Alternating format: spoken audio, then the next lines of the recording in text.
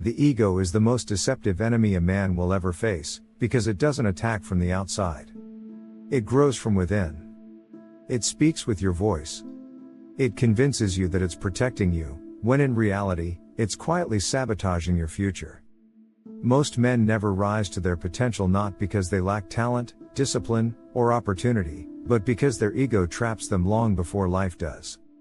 The Stoics understood this better than anyone. To them, the ego wasn't confidence. It wasn't strength. It wasn't self-belief. It was blindness to your weaknesses, to your limits, to your growth, to your truth. The ego is the voice that says you're already good enough when you're actually slipping. The voice that says you know enough when you haven't learned nearly enough. The voice that says others are the problem when the problem is staring back at you in the mirror. The ego doesn't stop you from dreaming. It stops you from evolving. Most men get stuck in the ego trap because the ego offers comfort. It tells you your failures aren't your fault. It tells you your lack of discipline is justified. It tells you you're special without putting in the work. It tells you you're superior without evidence. It tells you your life is fine as long as you don't compare it to the man you could have been. The ego keeps you comfortable, and comfort keeps you stuck. The Stoics taught that a man becomes dangerous the moment he starts believing his own illusions. Because the ego is built on fantasy, not reality. It blinds you to the habits that are weakening you. It hides your fears behind anger. It hides your insecurities behind arrogance. It hides your lack of discipline behind excuses. A man trapped in his ego is always defending himself, always justifying, always proving, always explaining. He's more focused on protecting the illusion of strength than actually building real strength. The ego tells you you're better than others. But the Stoics knew the real danger. The ego convinces you you're better than you really are. Most men stay stuck because the ego offers a shortcut, a fake sense of accomplishment without the discomfort of growth. It whispers that you're above starting small. Above asking for help. Above being a beginner. Above making mistakes. Above doing things that bruise your pride. But every great man begins at zero. And the ego hates zero. The ego trap catches men because it rewards them immediately, with pride, with comfort, with temporary confidence. But that confidence collapses the moment life tests them. A Stoic avoids the ego trap by choosing truth over comfort. He chooses humility over validation. He chooses discipline over pride. He chooses growth over image. He would rather see himself accurately than flatter himself dishonestly.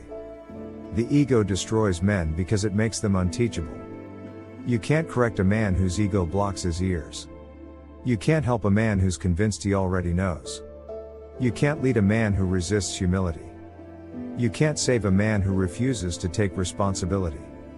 And here's the irony the Stoics understood: the more insecure a man is, the louder his ego becomes. The ego is noise used to drown out inner doubts. Noise that says he's strong while he avoids hard things. Noise that says he's confident while he hides behind anger. Noise that says he's superior while he fears comparison. Noise that says he's in control while his emotions run his life. The ego is a mask, and the heavier the mask, the more fragile the man underneath it. A man escapes the ego trap the moment he stops needing to appear strong and finally becomes strong. Real strength requires honesty. It requires confronting your flaws. It requires admitting when you're wrong. It requires learning from others. It requires starting over. It requires discipline even when your pride resists. The ego collapses the moment you stop feeding it. The Stoics believed that self-mastery begins where the ego ends. Because the ego is obsessed with appearance, Stoics are obsessed with truth. The ego wants admiration, Stoics want clarity. The ego wants recognition, Stoics want alignment. The ego wants to win, Stoics want to grow. A man consumed by ego becomes stagnant. A man committed to Stoic truth becomes unstoppable. So many men are stuck because the ego traps them in a loop. They pretend they're okay. They avoid discomfort. They repeat the same habits. They surround themselves with people who reaffirm the illusion. They blame others for their stagnation. They wait for life to improve while refusing to improve themselves. But no one escapes the ego trap by accident. You escape it through intention. The Stoics practice something the ego fears the most: self-examination. They looked at their weaknesses without shame. They acknowledged their flaws without collapsing. They took responsibility without excuses. They sought wisdom more than validation. They measured themselves not by other men, but by the standards of the man they intended to become. A man free from ego becomes adaptable, teachable, grounded, and powerful, because he's not trying to protect an identity that isn't real. The ego trap kills men slowly. Not with dramatic failure, but with subtle stagnation. With years wasted protecting the illusion instead of building the truth. The Stoic path is the antidote. Not by destroying the ego, but by placing it in its proper place, beneath discipline, beneath truth, beneath humility, beneath purpose. When a man escapes the ego trap, he stops pretending and starts improving. He stops defending and starts listening. He stops reacting and starts responding. He stops proving and starts growing. He stops trying to look strong and starts becoming strong.